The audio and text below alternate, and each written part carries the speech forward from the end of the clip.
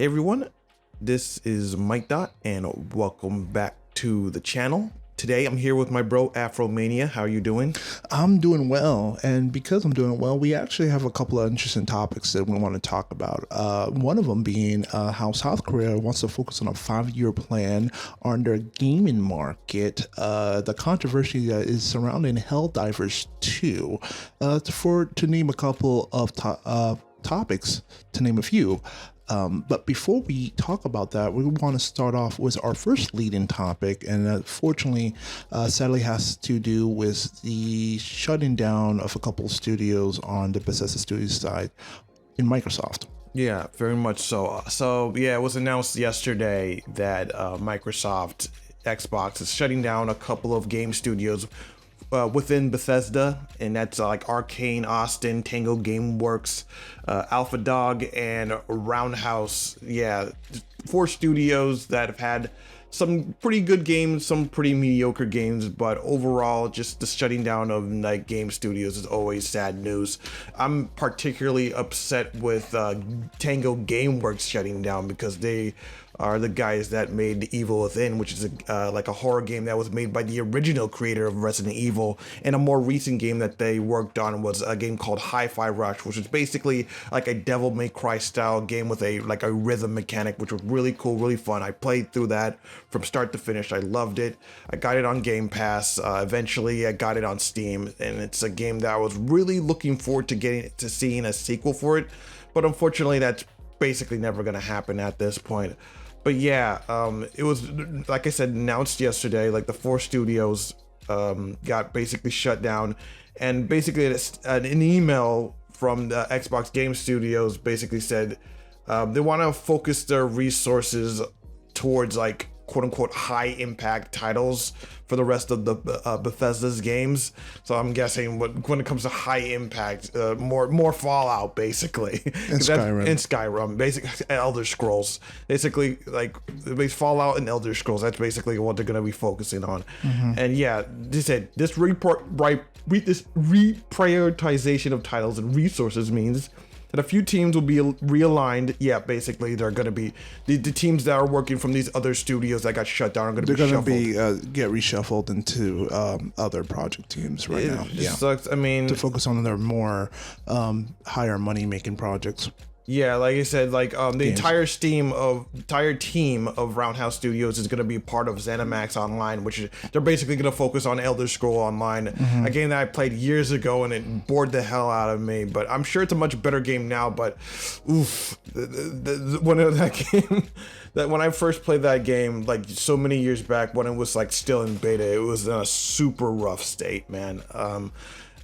I don't know. I don't. Maybe it wasn't just a game for me, but that game really put me to sleep. Like I was literally hand on desk falling asleep to that game. But I'm sure it's a much better game now, though. Still, just bad memories. But yeah, shifting from there. Like again, Arcane Studios. They recently they known for the Dishonored games, which were pretty good, like first-person stealth action games. But they also recently made Redfall, which was supposed to be a live service looter shooter game. That game completely flopped. It was basically clowned on by the entire gaming community. And to see them go, I'm sadly, I can't say that I feel too sorry for them because that game was just awful. I'm sure there were some people that really enjoyed it, especially considering that those some people actually spent money on like a deluxe edition and for future characters that now they're not going to receive. And it's already been announced that there's going to be like a compensation package for them. We don't know what that compensation package is, but they're going to receive something. I'm maybe like some like Microsoft like store credit or something. What do you mean? Yeah, like it's already been announced. Employees? Yeah, was that? Wait, I'm sorry, I misread that. Wait, you're gonna get like a package? You don't think like a severance package? I thought like I said, people that got let yeah. go? When I mean like compensation, I mean like either we don't know what it exactly is. They're gonna get something because people who bought the deluxe edition were promised. Okay.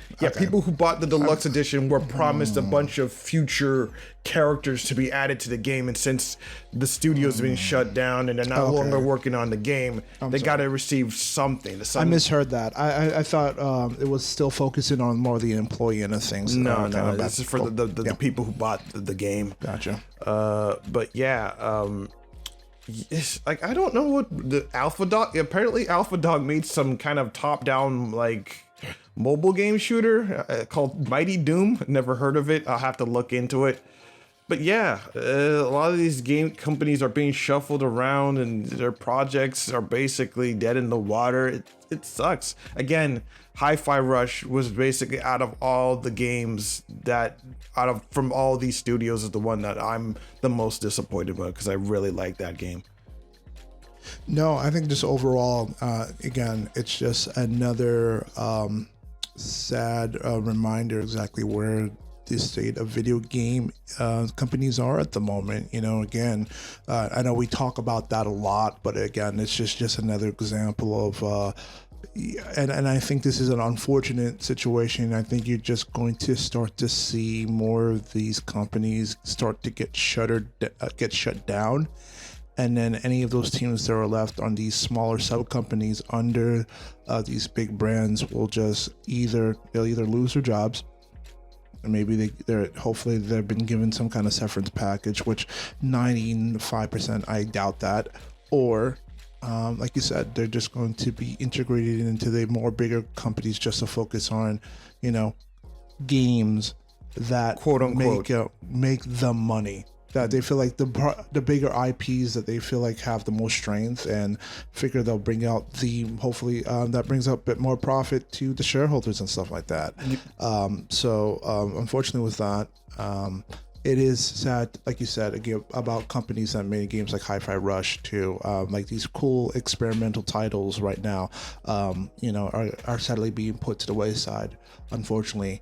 And it is sad to hear like all these smaller companies that were trying to experiment with new titles that could hopefully be those next big titles, finally, you know, just kind of get thrown away. Very much so. And like other people basically said online, basically this is the beginning of the end for the AAA like gaming scene, because now you're gonna see this more often. You're going to see shutdowns and layoffs even more than you have before. 100%. And it's, I mean, we all saw this coming. Well, everyone except people at the top of these game companies saw it coming, and it's unfortunate, but personally speaking, it has to be done. Like a lot of these companies do need to shutter before they finally realize that you can't keep chasing this endless growth, this endless greed, in this like endless like profit to like appease these shareholders, because you're basically chasing the dragon at this point. You can never, as South Park has taught us, you can never catch the dragon. Again, it's just a disappointing time to know that you know, in the next, I don't know, maybe this year or next couple of years, that there's going to be so much little selection in the AAA space. Like these are just the games that are honestly being focused on, and yeah, I think that's a bit disappointing.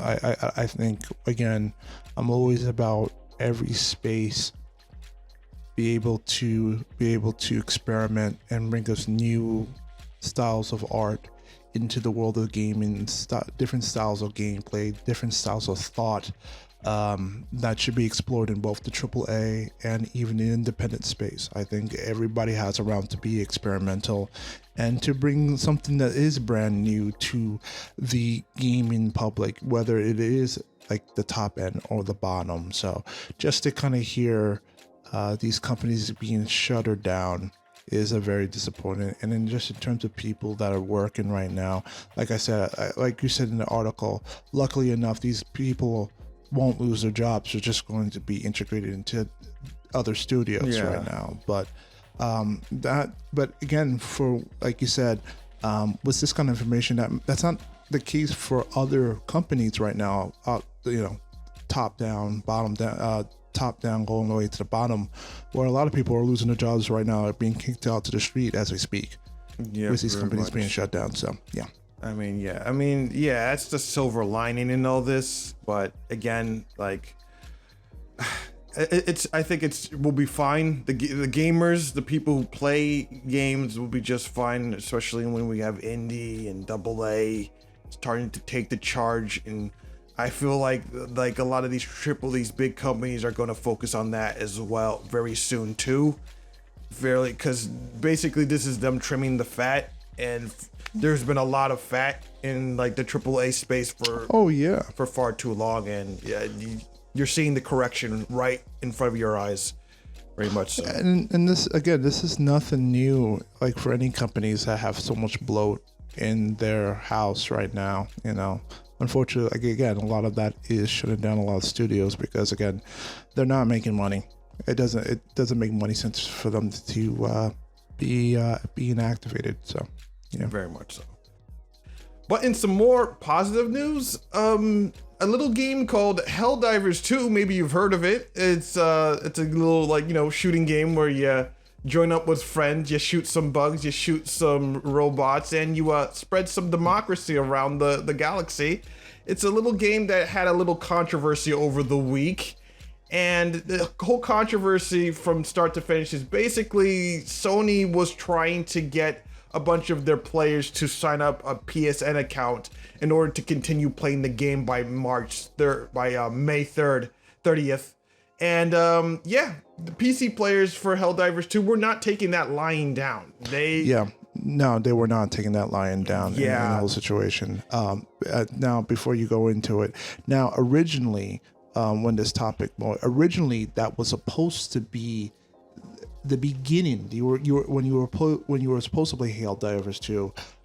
Originally, the idea was that you were supposed to have your account linked to it, but I think due to technical issues, that never happened during the beginning of its launch. Yeah, like the CEO openly stated that they knew that Sony wanted to link the PSN accounts to the PC version of Helldivers 2, but because they were having launch issues, the CEO basically said can we just put that aside for now so we can just get people into the game. And the CEO basically thought, okay, the game is doing so well, maybe Sony will just let it pass and not have us link the thing. But nope, Sony basically said no, the game is doing well and all, but it's time for you to basically own up to your end of the bargain, which is basically we want PSN to be a part of the PC version of game,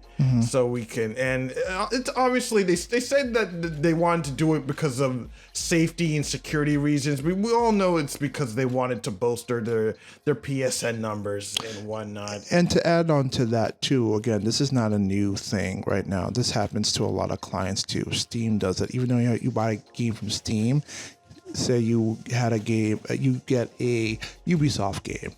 But you got it from Steam. Unfortunately, it has to open up another client to Ubisoft that connects that account to that Ubisoft account that you already made up. Or I think they also did the same thing with eBay. Was EA and and Epic. So this is nothing new. I think the issue the problem that comes with the PSN is that they realize that a lot of people outside of North America don't have PSN. They have no access to that account whatsoever. So by stipulating and by putting that out there, you're basically going to shut off millions and millions of players outside of North America that will not be able to play Helldivers 2 when that becomes permanent. Very much so. It was over 170 countries have no access to the whole PSN service. So by May 30th, they would have been shut out from their game. And that obviously upset a lot of people. And another reason why people didn't want to attach their PSN accounts is because Sony has had a history of security breaches for their service. I should know, because my main PSN got hacked and it got banned, and I lost access to a bunch of games because of that. So I had to eventually make a second one, and I was a lot more like loose with the information I put on that account going forward.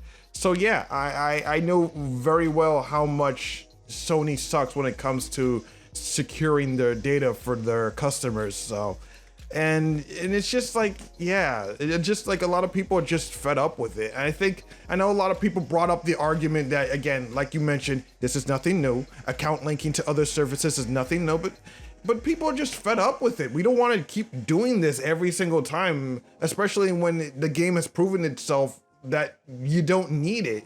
It doesn't need to be there. We can enjoy the game without having to go through extra hoops to enjoy it.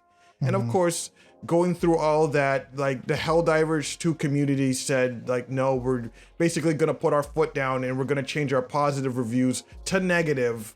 And basically in this huge, amazing, coordinated, like attack on Sony, basically just flipping all their reviews, and like the reviews on Steam took such a huge nosedive.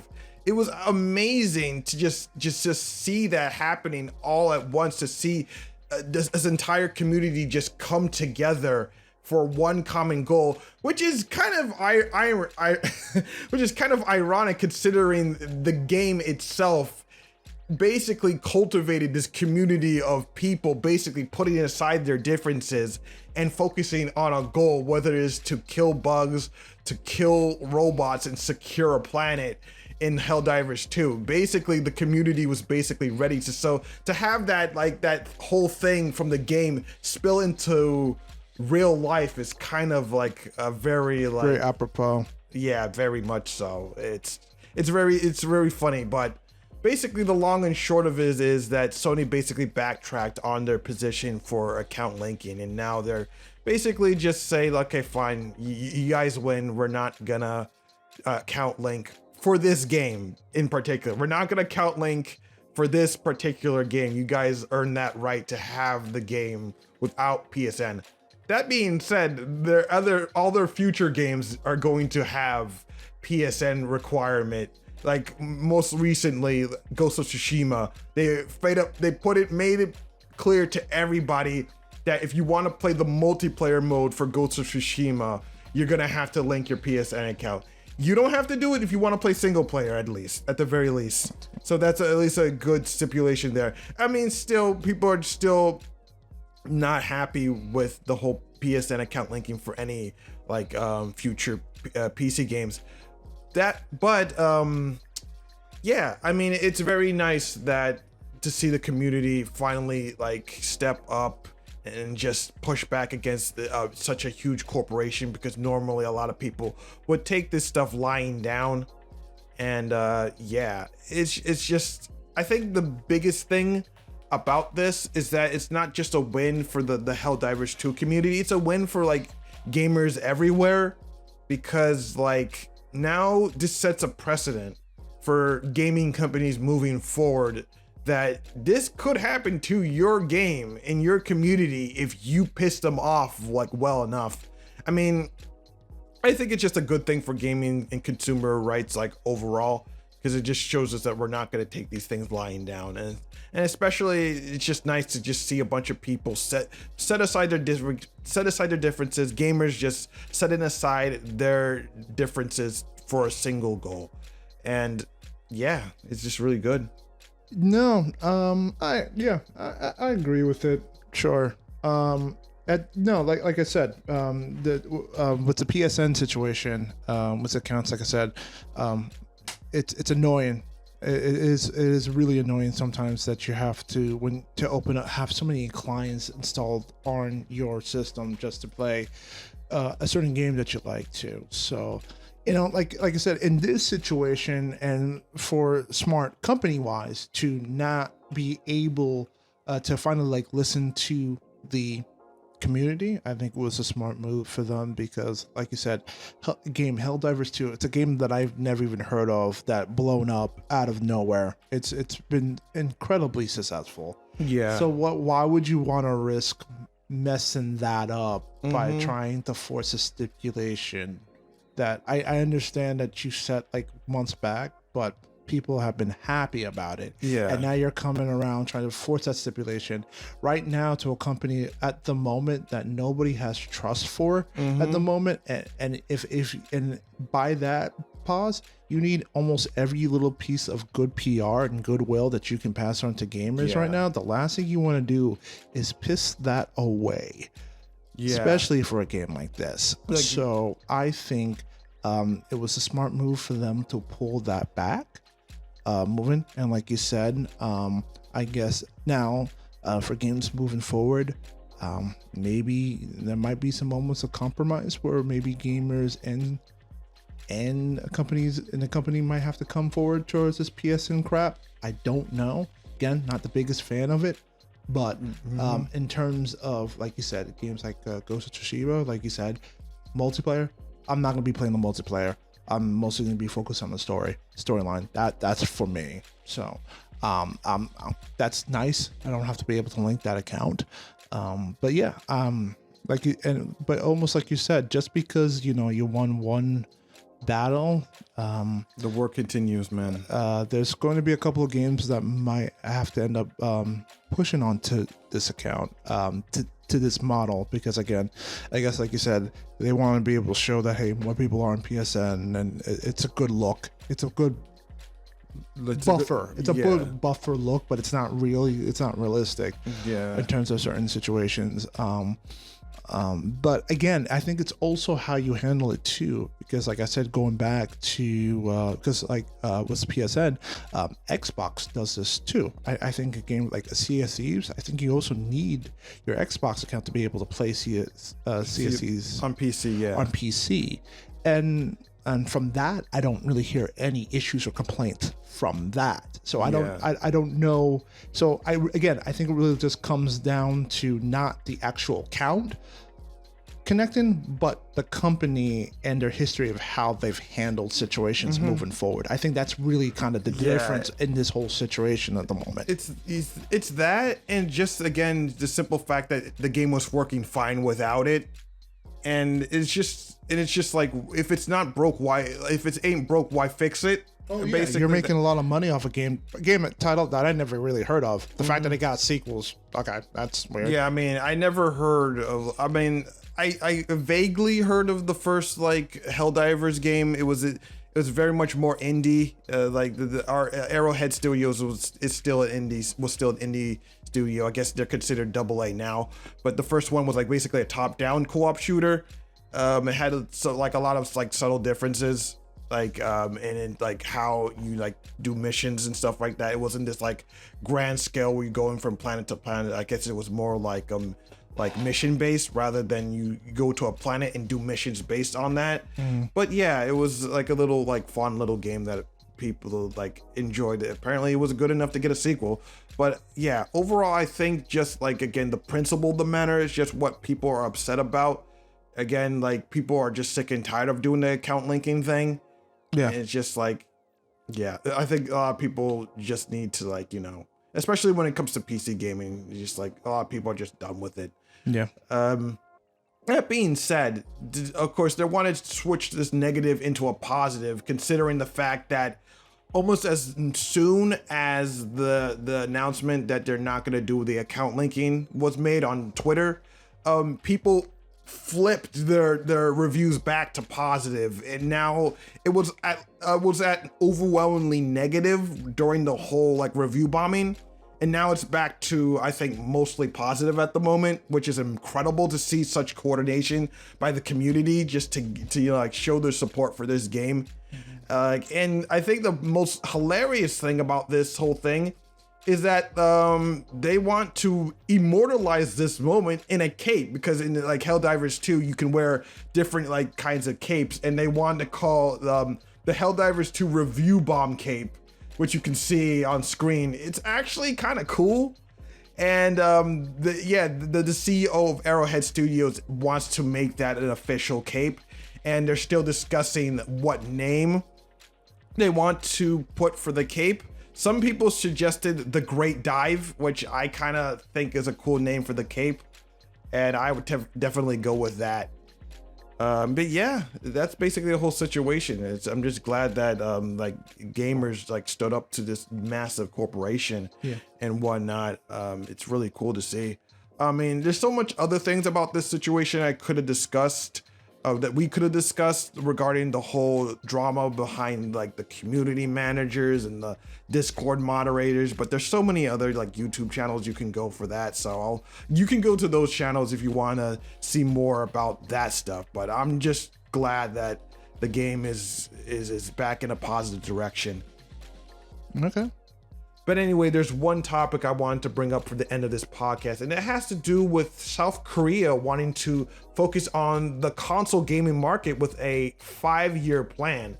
So basically, being funded by the South Korean like government, they want to basically give a bunch of like, you know, some investment money to any startup companies in South Korea that want to make a bunch of like games or comics or cartoons or webtoons, and basically they want to bolster that market, because for South Korea the console gaming market is completely like fresh water to them, because South Korea has always been a market that has focused on PC gaming for the longest time. They've been known for a lot of like popular games such as Ragnarok Online, Maple Story, Gunbound, Guns the Duel, Kart Rider. There's so many like South Korean games that I personally grew up with, and as a kid like that was growing up in like in the early 2000s, had no money, and I had a PC that basically looked like a brick. Like free-to-play games was basically the only thing I had when it come to playing games on the PC platform, and a lot of those were free-to-play South Korean games. And there's like so many South Korean games that a lot of people in the West have never heard of. When I tell my friends about these games like Maple Story or Kart Rider, they always like look at me with like with raised eyebrows, wondering what the heck are you playing? What games are these like you're getting into, man? But yeah, they're like really fun games, but obviously they're free to play games, so they have like a, you know, like cash shops. In fact, many would say that like South Korea is basically the homeland of like free to play gaming and microtransactions, way before we heard of horse armor microtransactions and the games that we play now. But yeah, the games were still a lot of fun. They were very creative, and yeah, to see South Korea in the mix, it's a very exciting thing for me, because I do feel like South Korea has a lot of creativity when it comes to gaming. And as it stands, they are slowly dipping their toe in with console gaming today, when you have games like Lies of P, which is a South Korean developed game by NeoWiz. They're known for games like DJ Max and S4 League. But yeah, it was like a very well received like Souls-like game with this dark Pinocchio theme, and everybody really loved it. So many people also went as far as to call it Bloodborne on PC. That's basically what they called Lies of P. And it was a very, very, very well received game that's on PC and console. And then more recent, as it comes to South Korea games, there's also the well-known Stellar Blade game for PS5 that's very well received right now. I think it's the most popular game on the PS5 right now, even more popular than Final Fantasy VII Rebirth. That's how big it is right now. But yeah, to just see South Korea in the mix when console gaming was usually dominated by Western and Japanese games, it's pretty exciting, I would say. No, it's actually kind of nice to see another player kind of really take it seriously, like you said, all about all the games you mentioned. Although I would push back on Maple Story, because I'm pretty sure Maple Story also kind of had a pretty strong recognition in terms, because I remember they had a lot of gift cards. You could buy a ton of gift cards from Maple Story. So Maple Story, people know Maple Story. I think the other games, but again, like you said, you mentioned other games like nobody remembers Ragnarok. I played that. Ragnarok Online. Yeah, when we were in high school, I definitely remember that game's actually kind of back as well. And you think about either really popular exports like Genshin Impact. I believe that's also a South Korean game. That is China. No, that's a China That game. is China. Okay. Yeah, Well, Genshin screwed Impact. that up. All right. Anyway, never mind then. Okay. Yeah. That being said, yeah, Stellar Blade. Anyway.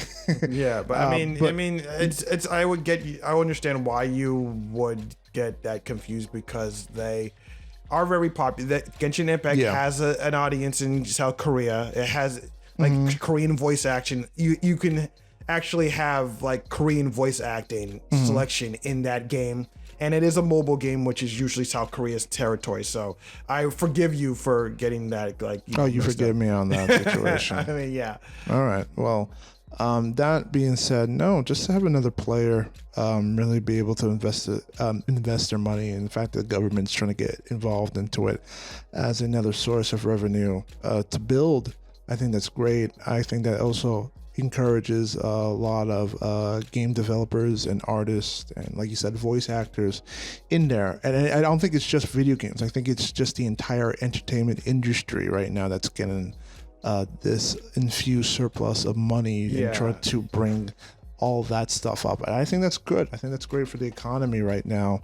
If you are a South Korean, like you said, creative over there, to know that you're being willing, and maybe it's also another way to lure maybe outside companies that want to probably move to South Korea, knowing that they can get that. Now, is that actually? That's actually another fun. Does that mention that they're also trying to lure outside talent to come to South Korea to get that fuse, or it's really strictly for the people? I'm not too sure. I mean, looking at the article, it doesn't mention. It's mostly for the people. I would assume, you probably have to be a resident of South Korea in order to get that financial support, that 1.74 trillion Korean won financial support. What's that translated in American dollars? Well, like I had to do the 1.7 like for trillion won. It's USD. Okay, that would be. What? Oh, that's a lot. That's a big number. So like 1.2 billion. Yeah, like 1.2 billion. Yeah, like around 1.2 billion. Okay, that's fine. That's a lot of money. No, it's still a lot. No, that is definitely a lot. If they're giving that kind of money out to people in South Korea, to be able to explore, I think that's good.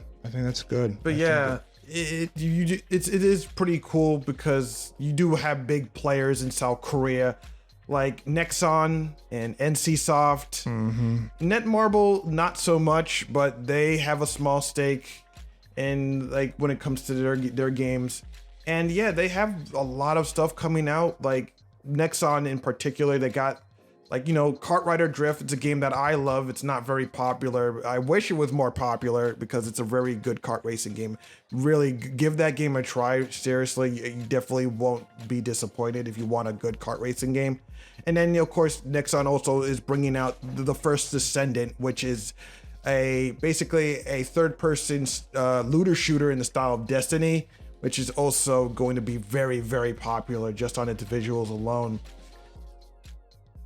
And then, of course, you got NCSoft, who's known for like Lineage and Bladed Soul, and then working on Thorn and Liberty, another MMO, which is gonna be very popular towards the Lineage 1 and 2 crowd. And yeah, just you got all these small startups that are just trying to break into the industry, and it's just very fun to see. Man, I'm looking forward to it, man. Oh, I'm looking forward to it too. But yeah, that's awesome. Yeah, I'm just glad. I just wanted to bring this up because just like, again, South Korean video games is something that I've been very, very, very close to. I'm always interested of the games that come out from there. And because I saw this topic from another YouTuber that I watched named Mugen Lord, who brought it up, and it was very cool just having a chat with the guy and just in his comment section, just even discuss all these games. So I like to say shout out to Mugen Lord for him bringing up this topic, because I wouldn't have like discussed this today if it wasn't for him. Yeah. But yeah, that's all basically everything we wanted to discuss for this podcast episode. So tell me, what did you think about this episode? What did you think about the Helldivers 2 situation? And what did you thought about the Xbox shutting down those 4 game studios? And if you played any South Korean video games, let us know what South Korean games you play that you really, really liked. Let us know in the comment section. And that's basically it for this episode. If you liked what you saw and liked what you heard, please rate, comment, and subscribe. I'm Mikedot here with Afromania, and we are saying peace. Take care.